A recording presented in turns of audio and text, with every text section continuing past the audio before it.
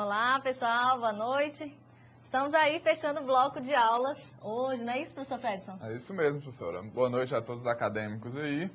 A gente vai desenvolver uma aula um pouco diferente das que a gente vem desenvolvendo, mas tomara que seja de bom proveito para todos. Não é isso, professora? É verdade. Então vamos começar aí com nossos objetivos, né? Vamos aí para o próximo slide? Então nós temos aí o objetivo da aula, que visa integrar todos os conceitos vistos na disciplina. Então, pessoal, como vocês devem ter observado aí, esse nosso objetivo da aula é uma missão em tanto, né? Então, nós temos que englobar todos os conceitos vistos aqui durante todas as nossas 6 aulas anteriores. Bom, mas para a gente atingir esse objetivo, a gente vai dividir a nossa aula em 6 grandes momentos, em que em cada momento desse nós vamos apresentar os conceitos principais abordados nessa aula, né, em cada uma dessas aulas, e vamos apresentar um comentário, uma dúvida que vocês enviaram para a gente através do nosso portal, né? Vamos fazer uma aula um pouquinho diferente e interativa hoje, né, professor Fred? É isso mesmo, professora. Bom, pessoal, então, para a gente começar a nossa retrospectiva, né, no túnel do tempo aí, vamos começar com nossa aula de número 1? Vamos lá, vamos para o slide ver qual que é o nosso aula número 1. Então, na aula 1, a gente abordou alguns componentes da API AWT. Né? Então, a gente abordou os frames, os labels, o text field e os buttons. Bom, os frames é aquele container, né? Aquela janela onde você vai colocar todos os outros componentes para atingir o objetivo de uma determinada tela dentro da sua aplicação. Então, a gente viu diversas características desse frame, né, como que a gente fecha eles, o gerenciador de layout padrão dele, que é o border layout, que a gente vai estar vendo mais para frente. Então, os frames são basicamente janelas onde a gente vai estar colocando os outros componentes. E esses frames é que vão constituir realmente a sua aplicação. Os labels que a gente viu são basicamente os textos que você tem. Os textos que você vai colocar dentro da sua janela para estar explicando algum campo que o usuário vai digitar ou para estar dando alguma mensagem para esse usuário. O text field já é um pouco diferente, porque o text field é um campo de entrada de dados. Então, com o text field, o usuário do seu sistema vai poder entrar com dados no seu sistema para armazenar em banco de dados ou para fazer algum cálculo que ele deseja ou que o seu programa faça. Então, o text field já o label é somente para apresentar texto e o text field para o usuário entrar com dados no seu sistema. E por último, aí a gente vai relembrar o button. Né? O button é geralmente os botões que você vai clicar ali para o sistema desenvolver alguma coisa dentro da aplicação. Né? E aí, dentro desses buttons, a gente adicionou, mais para frente a gente vai ver, a questão dos eventos. Então, com isso aí, com esses 4 componentes principais da nossa primeira aula, a gente já consegue desenvolver muitas coisas. A gente viu alguns outros, mas os principais que a gente vai abordar na aula são esses. E aí agora a gente vai para o slide para a gente ver uma dúvida que o pessoal postou. Então, o Ailton, de Taiobeiras, Minas Gerais, dia 23 de maio, ele desenvolveu vários frames, né, dentro da aplicação dele e ele desejou simplesmente que fez com que todas as telas, né, em determinado evento, chamasse system.exit, passando como parâmetro o 0. Bom, esse é o comando padrão para a gente sair da aplicação. A dúvida do Ailton ali era para ele fechar apenas um frame. Né? Então, de uma janela principal, ele tinha chamado outra janela secundária e ele desejaria fechar essa janela, né, sem que saísse da aplicação por completo. Então, nessa janela secundária, ao invés de a gente utilizar o system.exit 0, a gente vai utilizar o método dispose. Né? O método dispose, que já é da classe window, né, que é o frame herda dessa classe, lá na herança do Java. Então, esse método dispose é que vai fazer com que somente aquele frame que está ativo seja fechado. E aí retorne a aplicação para o outro frame. Bom, é basicamente isso que a gente viu na primeira aula, né? E aí a gente vai passar para a próxima aula, né, professora Tereza? Isso, é verdade. Então vamos começar lá com a aula de número 2, bom? Bom, então na aula de número 2, basicamente nós vimos as classes Panel, Menu Bar, Menu e Menu Item. Bom, então começando com a classe Panel. Panel, ela é um container, né? E como todo container, qual que é o objetivo, né? Qual que é a finalidade de um container? A ideia é, a partir de um container, agregar ou agrupar um conjunto de componentes visuais. Pois, a partir daí, eu tenho uma flexibilidade maior de mover, por exemplo, um conjunto de componentes, né? Seja esses um botão, ou um label, ou um text field, como apresentamos há pouco tempo. Então, qual que é a grande vantagem de um painel? Então, por exemplo, podemos utilizar um outro gerenciador de layout, né, que nós vamos comentar aí na aula de número 3, e nós podemos locomover um painel que contém um grupo de componentes para uma determinada área de uma só vez, né? Não precisamos especificar que cada um desses componentes ele vai para uma nova localização, e sim a partir de um painel que automaticamente eu consigo mover isso apenas uma vez. Bom, além do painel, nós vimos as classes Menu Bar, Menu e Menu Item, né? Então, geralmente, quando a gente utiliza uma dessas classes, nós iremos utilizar as outras também. Então, elas estão bastante interligadas, né? Que são os menus propriamente ditos, né? Bastante comuns aí nas aplicações. Então, o Menu Bar, basicamente, ele vai construir a barra de menu. O menu é o menu propriamente dito, que vocês podem estar criando. E nós temos o Menu Item, que é uma opção de menu. Bom, além disso, qual que é a grande vantagem aí do Menu Item, do Menu Bar e do menu propriamente dito? Bom, a partir daí eu posso estar criando, por exemplo, um menu encadeado, né? Nós temos um menu, a partir disso ele tem uma opção, que dessa opção eu posso ter diversas outras opções, né? Uma opção também, e é bastante comum vocês verem aí nas aplicações. Bom, além disso, podemos disponibilizar aquelas teclas de atalho para você chegar numa determinada opção através desses menus aí, tá? Então, vamos dar uma olhadinha o que a gente tem de comentário na aula de número 2? Então, nós temos aí uma pergunta do Mari Walter Carlos de Assis, de Santa Cruz do Capibaribe, Pernambuco. Então, no exemplo do Mari Walter, ele comenta que lá na página 32 da nossa apostila, nós temos um código em que é chamada um novo frame, né? Ele chamou aí de nova janela e que é um novo frame. Então, se eu quiser que ao invés de criar uma nova janela, fosse abrir outra classe, ou seja, se essa janela fosse criada e instanciada de outra classe, fora da classe de janela menu, qual comando eu deveria usar? Então, basicamente, Vari Walter e todos os acadêmicos, basicamente vocês já estão fazendo isso. Então, qual que é a ideia? Por exemplo, eu tenho uma classe A e eu tenho uma classe B. Bom, da classe A, como que eu posso apresentar um conteúdo da classe B? Bom, basicamente eu vou criar um objeto da classe B e a partir disso eu vou estar utilizando esse setVisible, né? Existe também aquele outro método show, mas ele já está depreciado pelo Java. Mas existe essa possibilidade também, tá? Qual que é a grande vantagem aí? Nós até queremos parabenizar. A questão de vocês estarem modularizando o código de vocês. Não é porque tem só aquela classe e vocês vão colocar todo aquele código ali, né? Então, a ideia da orientação a objeto é vocês modularizarem e dividir em o máximo de classes possíveis, tá? Então, a partir disso, vocês conseguem instanciar um objeto e criar. Nós não queremos que vocês peguem uma classe A, instanciem um objeto, chamam para a classe B, C e assim por diante. Fica algo meio que cascata, tá? A ideia é que nós temos essas classes separadas e, a partir disso, reutilizá-las, né, seguindo aí todos os conceitos de orientação a objeto. Ok? Bom, e para a aula de número 3, professor Fredson, o que é que nós temos? Bom, para a aula de número 3, a gente viu a questão do gerenciador de layout, né, os gerenciadores de layouts disponibilizados na API AWT e os tratadores de evento.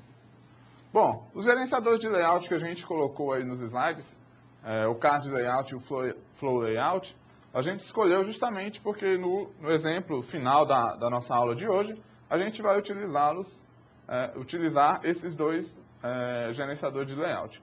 Mas aí a gente tem outros, né? O border layout, o grid layout, o grid bag layout.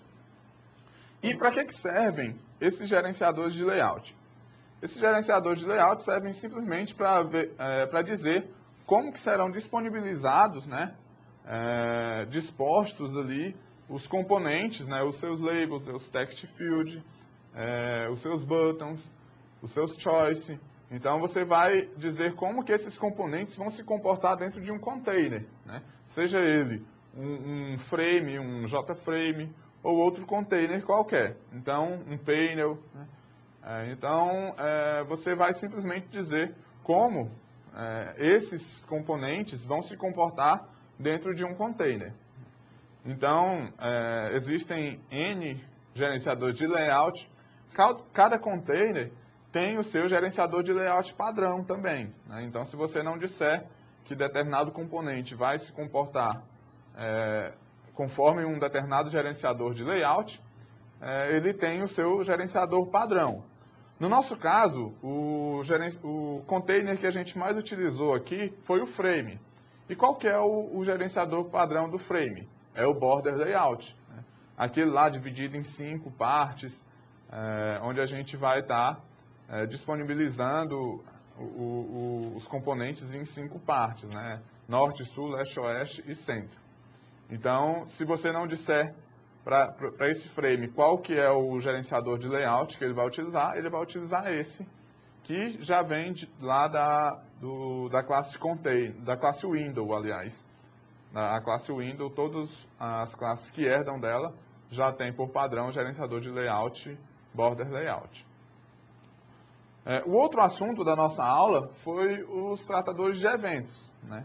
A gente viu que os eventos são para dar interatividade ao sistema, ou seja, o sistema vai responder a determinado evento que o usuário fizer dentro do sistema. Ou seja, qualquer clique de botão, qualquer texto digitado, qualquer interatividade que o seu usuário fizer dentro do seu sistema, vai ser tratado como um evento. Então, tão importante quanto a orientação a objeto, quando a gente está trabalhando com interfaces gráficas, a gente precisa também tratar os eventos. Dentro dos eventos Java, a gente viu que existem várias interfaces que a gente pode estar implementando, né? E a gente viu que essas interfaces, às vezes, têm N métodos e que, às vezes, você implementa apenas um método. Então, vai demandar mais código dentro da sua classe e isso, às vezes, pode não ser benéfico ao seu sistema. Então, a gente viu a questão dos adaptadores, né? Então, as classes Java já prontas, que implementam essas interfaces, né? E aí, a gente utiliza elas e implementa apenas o que a gente vai executar dentro do nosso sistema. Então, a gente vai ver agora uma dúvida que um dos nossos acadêmicos mandaram. Então, vamos lá. Professor, poderia comentar o exemplo da página 42 detalhadamente? Esse foi o Edson Silva França, de Uberlândia, Minas Gerais. Então, ele botou o código aí, que foi um código basicamente onde ele está adicionando algumas coisas dentro de um frame, né? E aí a dúvida dele é que não está aparecendo as string est e center, né? Então, bom, como eu falei anteriormente, o frame, o gerenciador de layout padrão do frame é o border layout. Então, para a gente dizer onde determinado componente vai ser adicionado, a gente precisa dizer em qual região das 5 regiões que esse componente vai ser adicionado. Então, essas strings passadas como parâmetros quando você vai adicionar o componente ao frame, elas são simplesmente para dizer em qual região, né, norte, sul, leste, oeste e centro, que o componente vai ser adicionado. Então, elas não vão aparecer realmente e elas servem simplesmente para dizer onde que esse componente vai se encontrar. E aí, professora Tereza? A próxima aula. Muitas aulas, hein? Então, basicamente, a gente foi até ou metade da nossa disciplina como um todo, né? Metade do caminho. E agora a gente parte para a revisão da nossa A2, que vai da aula 4 a 7. Bom, então vamos lá dar uma revisada na aula de número 4. Bom, na aula de número 4, basicamente nós vimos a classe Drive Manager e as interfaces Connection, Preparate Statement, e Result Set. Bom, então basicamente, o que faz cada uma dessas? Qual que é o objetivo? Então, a classe Drive Manager, ela é responsável por fazer o carregamento, né, ou o gerenciamento no driver JDBC, de acordo com o banco de dados que vai ser utilizado, seja ele o MySQL, o Postgre, ou até mesmo o Oracle e assim por diante. Então, para cada um desses bancos, vocês vão precisar obter o driver JDBC, ok? Além disso, nós vimos a classe Connection, a interface Connection.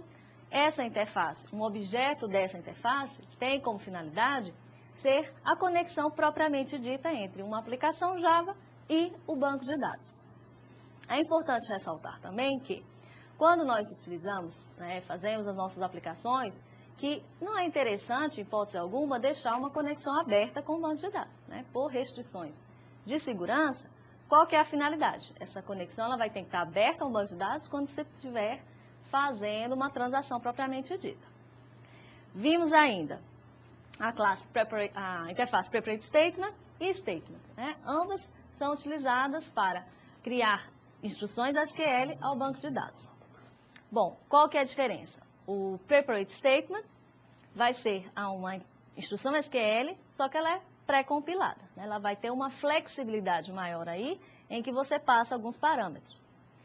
A Statement, embora ela não tenha tanta flexibilidade, mas é uma das mais utilizadas. Então, nós podemos estar fazendo uma inserção no banco de dados, uma remoção, uma alteração ou até mesmo uma consulta. E finalizamos essa aula com a interface Result Set, que ela vai ser responsável por obter dados, né, de uma consulta ao banco de dados. Então, a partir de um objeto dessa interface, nós podemos invocar métodos que vão estar observando ou obtendo, recuperando cada uma dos dados ou dos registros a partir da consulta realizada, tá? Temos mais um slide ainda, dessa aula de número 4, que é uma advertência, relembrando a vocês o uso da estrutura try-catch, né? Então, essa parte de banco de dados, vocês devem ter observado que vocês usaram bastante essa estrutura try-catch, que ela é um tratamento de exceções, né? Ou seja, a parte de manipulação de banco de dados, ela pode gerar uma exceção, né? De que tipo? Eu posso, por exemplo, passar um driver JDBC que não é adequado. Eu posso passar o login, o nome de usuário e a senha para um banco que também eles estão incorretos. Posso passar, inclusive, uma instrução SQL e por algum momento essa instrução SQL está errada. Então, são situações que possam estar gerando uma exceção. Em toda situação para gerar exceção, vamos colocar dentro da estrutura try, e o catch é uma forma de como que eu posso resolver esse problema, né? Caso ocorra um problema, como que eu poderia estar resolvendo? Aí entraria a questão do catch. Lembrando também que eu posso ter mais de um catch para uma estrutura try, sempre do mais específico para o mais genérico, ok? Então vamos aí para o próximo slide, que fala da pergunta, né? A pergunta vai com você, né, professor Fredson? É isso mesmo, professora Tereza. Bom, a nossa pergunta aqui de hoje é do nosso aluno Evenilson Mourão Aranha, de Itaituba, Pará. Ele fala: olá, tudo bem? Fiz uma aplicação e conectei no banco de dados. Porém, não estou conseguindo inserir os dados salvos nos campos da tabela do banco de dados, no formulário da minha aplicação. Aparece dados não localizados, mas consigo salvar e excluir dados na tabela através da aplicação. Usei o campo Text Field lá, pegando o texto, né, e ele pede para a gente tirar essa dúvida dele. Bom, a gente vai tirar essa dúvida com um exemplo no Eclipse, né, um exemplo que a gente desenvolveu.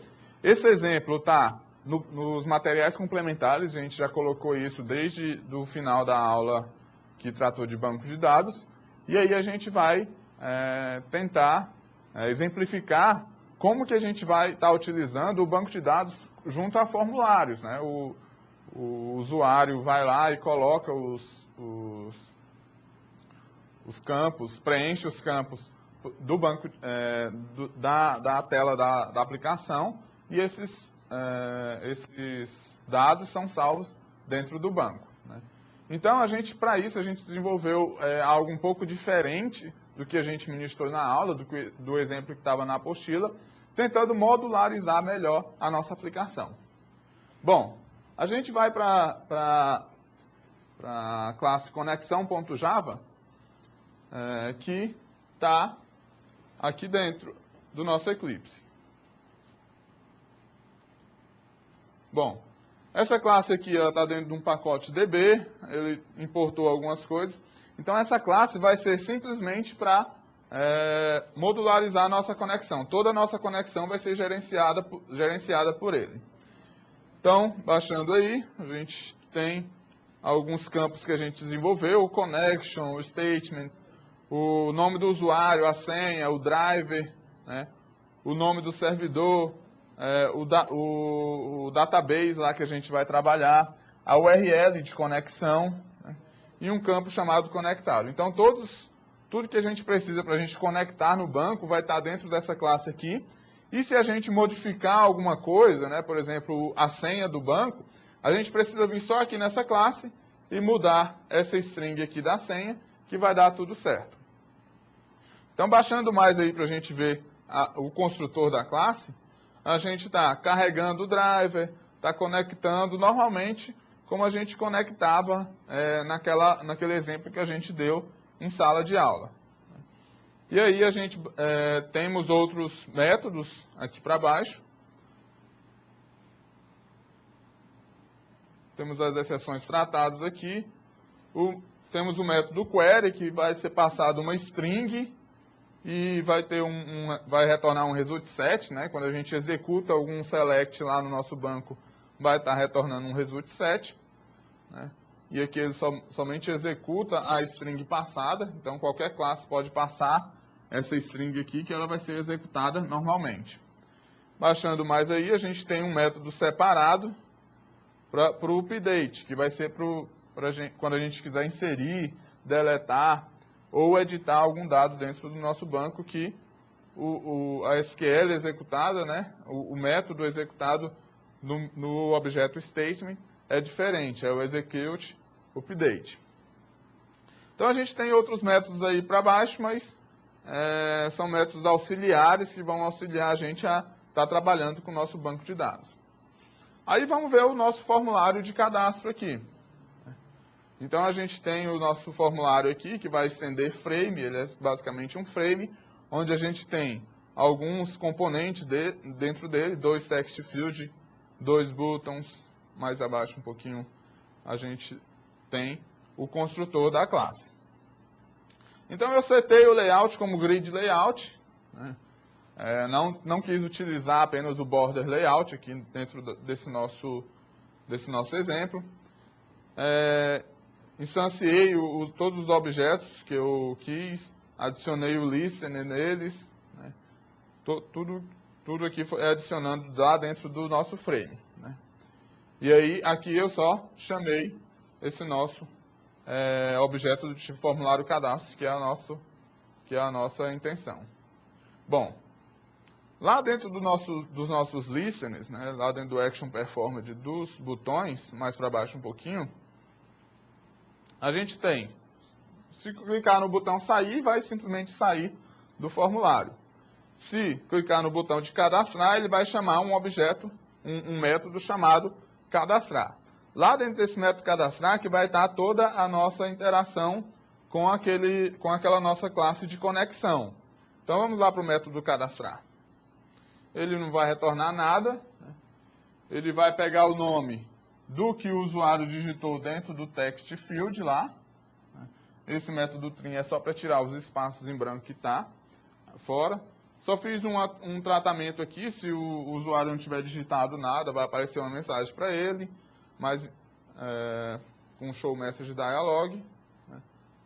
Mais embaixo, a gente tem a questão da idade, para ver se o que o usuário digitou é realmente um inteiro. Então, a gente utiliza o integer.parseInt. e trata ele dentro de uma exceção. Então está aqui, eu instanciei um objeto do tipo conexão, né, nessa linha. Com esse objeto do tipo conexão é que eu vou executar tudo que eu quero dentro do meu banco de dados. Então, dentro aqui do try-catch, que a professora Tereza falou anteriormente, eu coloquei uma variável booleana para receber o com.update, que eu quero inserir algo no banco de dados, né, quando eu quero cadastrar. Então, aqui eu formei toda a minha SQL, insert into aluno 2, nome, idade, e os values vão ser passados aqui. Os values vão ser o nome, que foi a variável que eu declarei lá em cima, e a idade. Então, se ox, quer dizer, se retornou um verdadeiro, aí eu vou dar as mensagens de que deu tudo ok, e aí vai, se não, né, se não tiver retornado verdadeiro lá, eu vou dar uma mensagem negativa. Então, vamos tentar executar essa classe, né, para ver o que a gente desenvolveu aqui. Então, está aqui o nosso framezinho.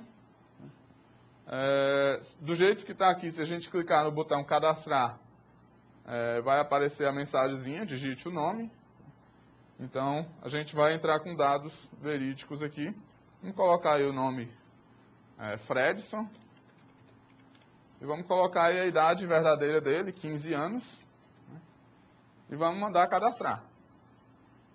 Aí, deu uma mensagem, aluno cadastrado com sucesso. Ok, vamos sair do frame. E aí a gente desenvolveu também um relatório para mostrar os dados. Então, lá no relatório, a gente tem apenas alguns objetos aqui, um text field, um button para fazer uma busca, né? E aí, mais embaixo, a gente tem o construtor, que vai adicionar esses objetos todos lá dentro. Vai setar o layout como flow layout. E aí a gente vai adicionar os componentes dentro do frame. Bom, inicialmente a gente chamou o método buscar, que vai simplesmente buscar todos os dados contidos lá naquela tabela que a gente inseriu para a gente visualizar eles dentro de um list box. Então vamos lá para o método buscar, que é onde está o que a gente realmente fez. Então, primeiramente, eu limpo tudo, né, que está lá dentro do meu list box, que está representado pelo objeto L aqui, que é um atributo da minha classe. Eu pego a minha busca lá, tem um text field onde eu vou digitar qual nome eu quero buscar, né? Se for vazio, eu vou selecionar todos, né? Eu monto minha SQL aqui, selecionando todos, ordenando pelo nome. E se não for, eu vou selecionar, adicionar a cláusula where na minha SQL aqui, que vai procurar apenas pela string digitada lá no meu text field. E aí, com isso, mais embaixo um pouquinho, eu vou estar conectando no meu banco, executando minha query, vai estar dentro de um objeto result set, e aí eu vou percorrendo esse result set e adicionando no meu list, né, o nome do aluno mais a idade. Vamos tentar executar agora esse código aqui para a gente ver o resultado da nossa aplicação. Tá aí, eu já tinha digitado antes como teste aqui o Fredson, 15 anos, código 1, que é o meu código da tabela lá, e Fredson, 15 anos, código 2, que é o que a gente inseriu agora. Fazendo uma busca aqui, se a gente fizer uma busca pela letra A, por exemplo, que não contém no meu nome, se a gente buscar, não vai mostrar nenhum resultado. Já se a gente buscar pela letra S, que já contém no meu nome, a gente já vai achar.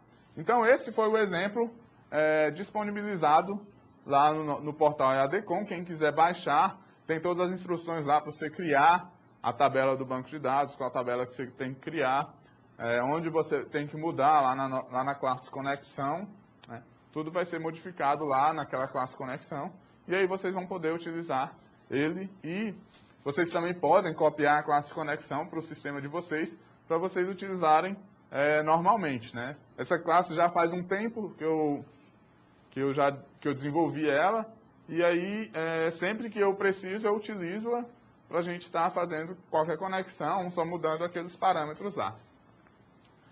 Bom, de banco de dados, acho que é basicamente isso. Professora Tereza, o que a gente tem a mais na aula aí? A gente tem a continuação das nossas aulas, agora vamos revisar a aula de número 5, ok? Então vamos aí para o próximo slide, que tem os tópicos de ciclo de vida da Applet, tag HTML e as formas de visualização. Então, na aula de número 5, nós vimos o funcionamento das applets, relembrando aqueles 4 estados do ciclo de vida, o init, o start, o stop e o destroy. O init, a inicialização, o start, o início do ciclo mesmo, o stop é a parada e o destroy é a destruição de algum recurso que foi utilizado na execução da applet. Então, basicamente, são esses estados, além, é claro, de relembrar que o método paint, ele também pode ser visto como um estado, né, na parte em que ele apresenta as informações da applet. Vimos ainda a questão da tag HTML, né, que nós precisamos criar um documento e que dentro da tag HTML tem a tag applet, em que nesta tag, né, no parâmetro code, eu vou estar especificando qual é o arquivo Java compilado, né, o .class, que vai ser executado quando essa applet for apresentada para o usuário. E falamos também das formas de visualização da applet, que pode ser feito através do Applet Viewer, né, dentro de uma IDE ou até mesmo através da linha de comando, e também tem através do navegador. Relembrando que, para se ver no navegador, eu vou precisar daquele plugin Java, né, do JRE, Java Runtime, né, Environment. E a partir disso, sim, eu consigo visualizar tanto aquela parte do HTML, de algum texto, por exemplo, e a execução da applet propriamente dita. Tá? Então, vamos dar uma olhadinha aí o que a gente teve de dúvida na aula 5. Na aula de número 5, a gente selecionou uma pergunta do Eronildo, de Santa Cruz, do Capibaribe, em que ele fala mais ou menos assim, que o sistema de monitoramento de segurança impõe restrições às classes applet. No entanto, os objetos da classe applet interagem com outros objetos de outras classes. Isso significa que as restrições para esses objetos são mais flexíveis, podendo assim burlar as restrições das applets. Bom, pessoal, o Eronildo teve essa dúvida aí, enviou para a gente. As classes applets, elas podem interagir com outras classes, independente de ter um sistema de segurança ou não. Ou seja, se você tem um sistema de segurança dentro de uma determinada empresa que você trabalha ou instituição, e você quer rodar uma applet lá que interaja com outras, o sistema de segurança não vai ser quebrado aí. Por quê? Porque a classe ela se comunica com a outra através do protocolo da internet lá, do objeto HTML que é retornado, então não vai ter problema algum para a gente estar trabalhando com os applets dentro de um ambiente que tenha segurança ou algo do tipo. Bom, se a gente tem os applets aí, foi a nossa aula 5, a nossa próxima aula foi sobre os relatórios. Então vamos lá para o slide ver o que a gente tem. Bom, na aula 6 a gente viu a importância dos relatórios, o uso do e-report para a criação do layout e a definição da fonte de dados dentro dos nossos relatórios. Bom, a gente viu, começou a nossa aula lá com uma entrevista que eu fiz com o professor Marcelo, né? O professor Marcelo de Sistemas Empresariais, que a gente sempre está em contato, então resolvi fazer uma entrevista com ele, vendo quais são as reais necessidades de uma instituição ao ver relatórios ou algo do tipo dentro das aplicações aí nas instituições governamentais ou instituições privadas.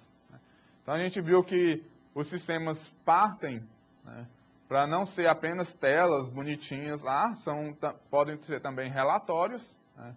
Os relatórios são parte fundamental desse sistema, porque é neles que é baseado as decisões dos gestores da empresa. Então, os gestores não querem ver uma telinha bonitinha lá.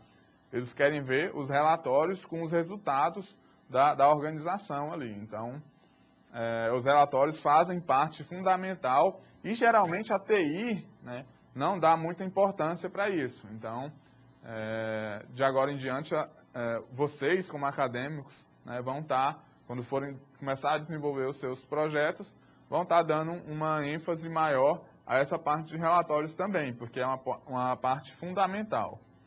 E aí a gente deu ênfase em duas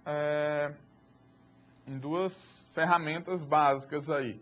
Uma foi o Jasper Report, que é simplesmente um componente da tecnologia Java, disponibilizado por uma empresa terceira. Ele é open source,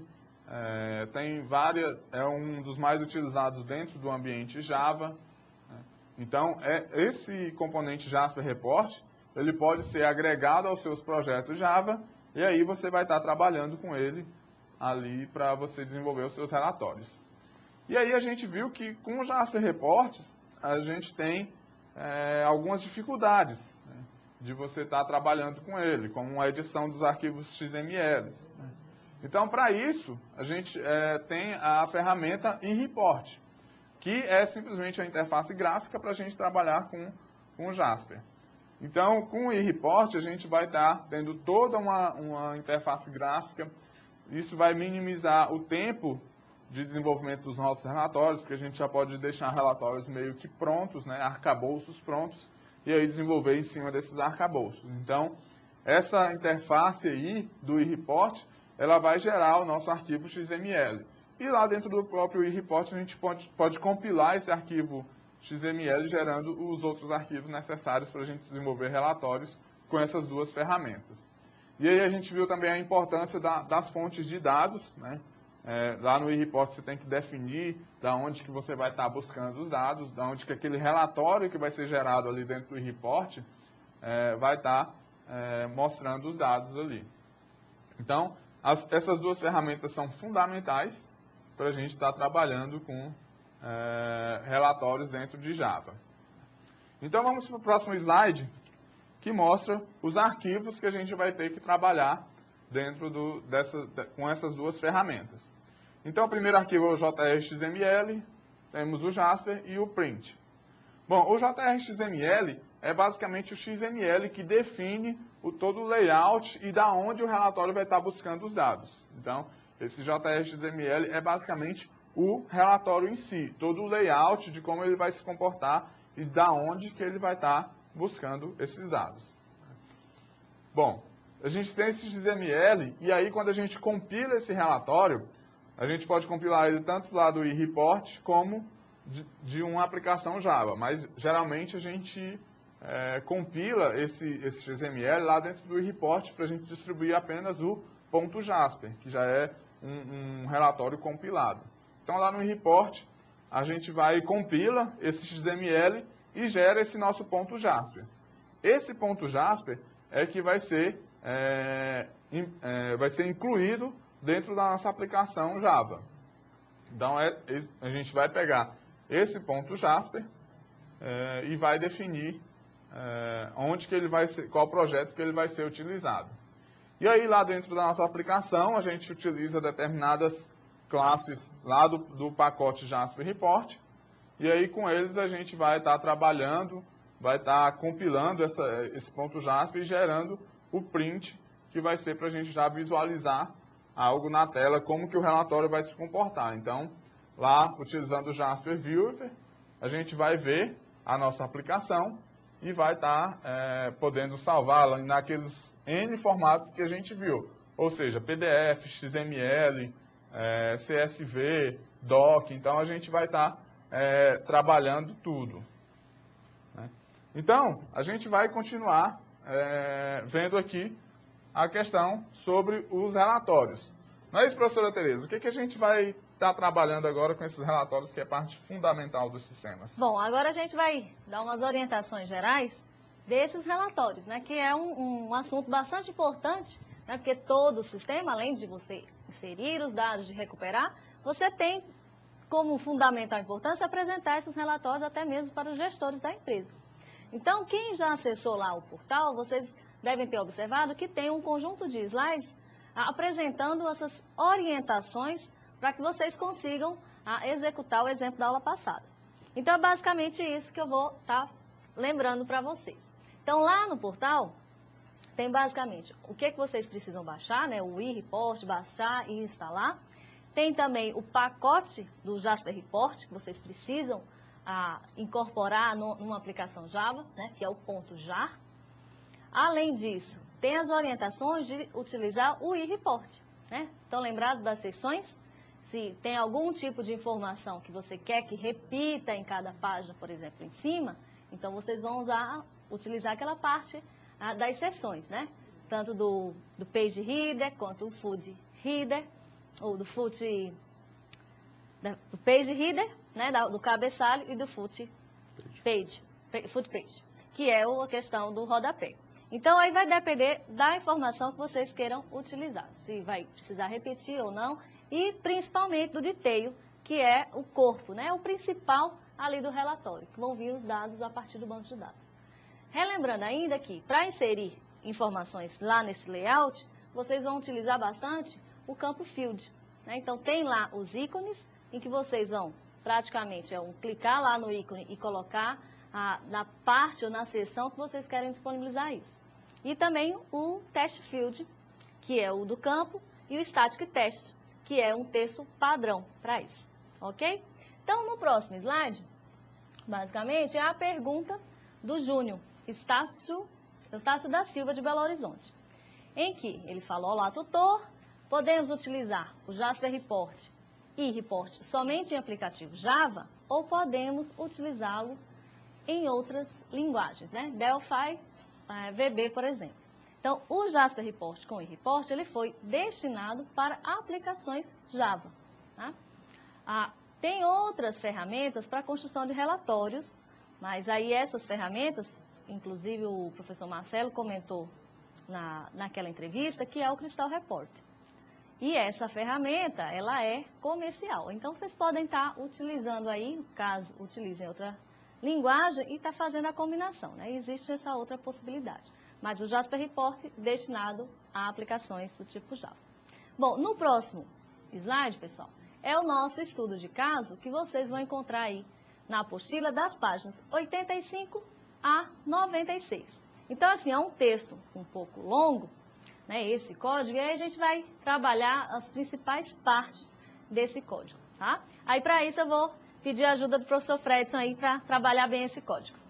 É isso mesmo, professora Tereza. A gente vai tentar trabalhar agora o estudo de caso, que foi disponibilizado na apostila aí.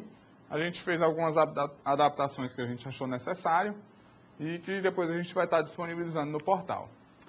Uma questão importante que a gente percebeu no portal, uma pergunta, é a respeito de um componente do projeto Eclipse, né, chamado BERT, né, que é para desenvolver relatórios também. Um aluno, eu não lembro agora bem, perguntou se não seria mais interessante a gente ver essa ferramenta. Então, a gente escolheu o Jasper Report e o eReport, por quê? Porque elas são mais utilizadas, né? E também porque o BERT está ligado a uma IDE. Ou seja, se você for trabalhar em outra empresa que utilize o NetBeans ou o Oracle Developer, né, que são outras IDEs para desenvolvimento em Java, você ficaria meio que perdido, porque você estaria utilizando somente o BERT, e esse é uma ferramenta exclusiva do projeto Eclipse. Bem, agora vamos para o nosso estudo de caso aí. Inicialmente, professora Tereza, a gente vai lá para o eReport, para a gente ver como que a gente definiu o relatório lá do nosso exemplo. Bom, a professora Tereza explicou agora há pouco a respeito das sessões, né? Aqui está o título do relatório, a gente colocou o relatório dos cursos, temos as sessões Page Reader e a coluna Column Reader, né? A seção Column Reader, que a gente colocou textos estáticos, o ID, o nome e a descrição. Esses textos estáticos, os ícones dele estão aqui. É o Tzinho que a gente vai estar trabalhando. É esse componente que a gente vai estar adicionando. E aí, na seção Detail, a gente tem os dados que vão ser repetidos dentro do sistema. Então, se a gente tiver N cursos cadastrados lá, vão aparecer o ID dele, o nome e a descrição do mesmo. Então, tudo isso vai ser visto repetidamente aqui. Então, essa foi a nossa definição do nosso relatório, um relatório bem simples, né? Geralmente, quando vocês estiverem trabalhando aí, vocês não vão estar desenvolvendo relatórios tão simples assim, às vezes com a SQL mais extenso ou algo do tipo. Mas, para a gente visualizar o exemplo que foi dado, a gente vai estar trabalhando com esse relatório simples. Então, vamos lá para o Eclipse, para a gente ver como que vai estar essa aplicação aí. Aqui em cima a gente tem N imports, porque a gente utilizou vários componentes aqui dentro dessa aplicação. Então, tirando o mouse aqui, para a gente visualizar os imports, pode descer na tela. Então, a gente vê aí que a gente utilizou vários pacotes aí. Esses pacotes, vocês não precisam se preocupar, porque o próprio Eclipse já diz quais pacotes que você vai trabalhar. Então, vamos lá para os atributos da nossa classe. Aqui o pacote Jasper Report. Então, a gente colocou dois text field, buttons, uns painéis para a gente gerenciar aqui. Um curso, que foi uma classe que a gente definiu aqui, dentro dessa classe também, só que não como pública. E aí, vamos lá para o nosso construtor, para a gente ver como que se comportou. Bom, aí a gente chama o super aqui, que é para a gente estar colocando um texto lá no título da nossa aplicação, na barra de título. Setou o tamanho, a localização dela. A gente adicionou listener a essa janela. E aí a gente definiu um menu também. Então a gente definiu um menu bar, que a gente definiu apenas um menu, que vai estar dentro desse menu bar, e nele vai conter dois itens. Dois menu itens. Um para chamar o painel de cadastrar e o outro para sair do sistema. E aí a gente adiciona os itens aqui no nosso menu. Aqui a gente adicionou o cadastro, mais embaixo a gente vai adicionar o sair. E aí depois a gente, na barra de menu, a gente vai adicionar o nosso menu. A gente vai setar o menu bar do nosso frame com o objeto do tipo menu bar, né? E vai adicionar os listeners, né, aos dois itens de menu item que a gente criou, os dois objetos menu item que a gente criou. Bom, nessa aplicação que está na apostila aqui, o nosso exemplo, a gente está utilizando painéis. A gente não vai utilizar N frames para a gente desenvolver essa aplicação. A gente vai utilizar apenas painéis. E aí esses painéis vão estar dentro de um layout, né, de um layout card layout. Então vai ter cartas lá onde vai estar sendo disponibilizado os painéis. E aí a gente vai visualizando o que for necessário. Então a gente colocou os painéis aqui, definiu eles, definiu cor, e foi adicionando dois painéis, né, o J1 e o J2. E aí a gente setou o painel geral aqui com o card layout. Então esse painel geral vai se comportar com layout, card layout. E aí a gente adicionou ele no centro aqui do nosso frame, né? Lembrando que esse center aqui é para dizer em qual região do frame que está utilizando como gerenciador de layout o border layout. Então, dentro de um painel geral, eu vou utilizar o card layout e adicionei esse painel dentro do meu frame. Então, mais embaixo aí, professora Tereza, a gente tem um painel que a gente definiu aqui, chamado painel cadastro, setou o layout dele como flow layout, adicionou alguns objetos dentro dele, adicionou também um JTable aqui dentro, né? Essa tabela tabela como modelo table é um objeto da nossa classe lá, um atributo da nossa classe. Mais embaixo, um pouquinho, a gente tem, a gente adicionou essa tabela dentro do nosso painel, dentro do nosso painel de cadastro. E aí a gente vai, tem o nosso outro painel aqui, que vai ser simplesmente para a gente colocar os botões que vão servir para a gente interagir com o sistema. E aí a gente colocou eles no sul, né, lá do nosso border layout. Então a gente vai, adicionou alguns listeners aqui aos botões, né, e aí aqui a gente tem um método main, né, que a gente só adiciona, implementa o objeto do tipo app-cadastro, que é a nossa classe geral, e o setVisible dele a gente seta como true. No Action Performance aqui da nossa aplicação, né, que vai ser para a gente interagir tanto os menus como os botões, a gente vê que se a gente clicar lá no botão sair, ou então no menu item sair, a gente vai sair da nossa aplicação. E se a gente clicar no menu novo curso, a gente vai utilizar o gerenciador de card layout, né?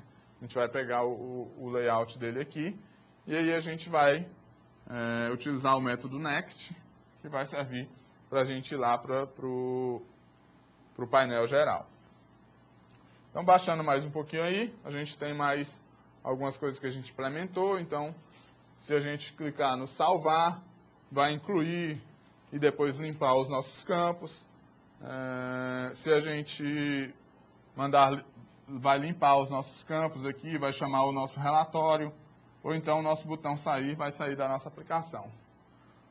A gente tem a parte de gerar o relatório aqui, que vai ser chamada quando a gente clicar no botão gerar relatório. Então a gente conecta com o nosso banco aqui. Vejam que esse exemplo ele não está no mesmo modelo do exemplo que a gente fez anteriormente. Está no mesmo modelo da apostila. Né? Então ele cria a conexão aqui, faz toda a seleção dos dados, e aí depois vai colocando tudo dentro de um JR Result Set Data Source, né? o Result Set resultante, e aí vai tentando gerar o relatório aqui. Então, mais embaixo um pouquinho, a gente tem a questão do relatório, né? O Jasper Field Manage, .field Report, que a gente vai passar o caminho todo lá do nosso ponto Jasper, nosso arquivo .jasper, que foi o arquivo compilado, aquele arquivo que a gente definiu lá no eReport. E aí depois a gente vai, aqui nessa aplicação ele já salva o arquivo como um .pdf, e aí mais embaixo a gente vai e chama o Jasper Viewer para a gente visualizar o relatório. Aí o restante aí é simplesmente para tratar a exceção. O nosso método incluir, que serve simplesmente para a gente inserir dados aqui dentro do nosso curso, né, dentro da nossa tabela que a gente definiu. Então, somente pegando o statement aqui, que o connection já é um método da nossa classe. Né. Então, aí temos uma mensagem aqui embaixo, mais embaixo a gente tem o restante dos métodos. Tem o pega conteúdo e coloca todo ele dentro de uma JTable. Mais embaixo a gente tem um consultar, né, que é simplesmente para a gente pegar todo o conteúdo da tabela e colocar dentro do result set, para a gente poder colocar ele lá dentro do JTable. Mais embaixo a gente tem o limpar, que é simplesmente para limpar os campos.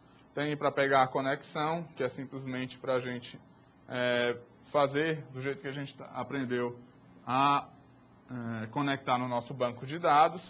Né. Mais embaixo a gente tem outros métodos. Esse aqui é o Window Adapter da janela. E a gente tem a classe curso, que é simplesmente para gerenciar o nosso curso. Então, ele tem todos os atributos da nossa classe e tem todos os métodos get e set para pegar esses campos aqui. Então, é basicamente uma nova classe aqui dentro do nosso app Cadastro, que serve simplesmente para gerenciar todo o conteúdo da nossa tabela.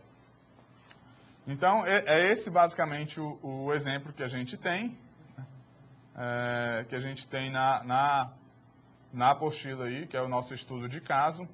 A gente tentou resumir ao máximo, que ele é bem extenso, mas a gente vai disponibilizar ele no portal para vocês testarem também. Não é isso, professora Tereza? É verdade. Os slides já estão lá, falta só essa parte da aplicação, não é isso? Isso mesmo. Pessoal, temos mais um slide aí para vocês, né, que é um lembrete que nós temos a A2 aí no próximo dia 2/7. Então, basicamente, o conteúdo que vai ser abordado nessa prova vai ser das aulas 4 a 7. Não é isso? É isso mesmo, professora Tereza. Bom, já que nós temos na última aula, nós queremos agradecer bastante os alunos que participaram, né, dessa interatividade e motivar aqueles alunos que não participaram aí na interatividade, mandando a mensagem, né, que é muito importante para o aprendizado de vocês. É isso mesmo. Vamos esperar vocês na interatividade aí, que ainda falta a prova A2 aí, né? Então ainda dá tempo de vocês tirarem algumas dúvidas, pegarem os tutoriais que estão lá dos materiais complementares, pegar os exemplos que a gente está disponibilizando lá, para vocês trabalharem melhor a disciplina e tentarem tirarem, né, uma nota boa na prova A2 que está vindo aí. Não é isso, professor? Com certeza. Então, a gente vai ficar por aqui, né, nas nossas teleaulas, mas a gente vai continuar aí na interatividade com vocês. E vejam aí, vai ter umas coisas no portal, já dá para estudar e ter um desempenho bem melhor aí na prova, tá bom? Na A2? É isso aí, pessoal. Boa noite, professora Tereza. Boa noite, pessoal. Obrigada por tudo. Até mais.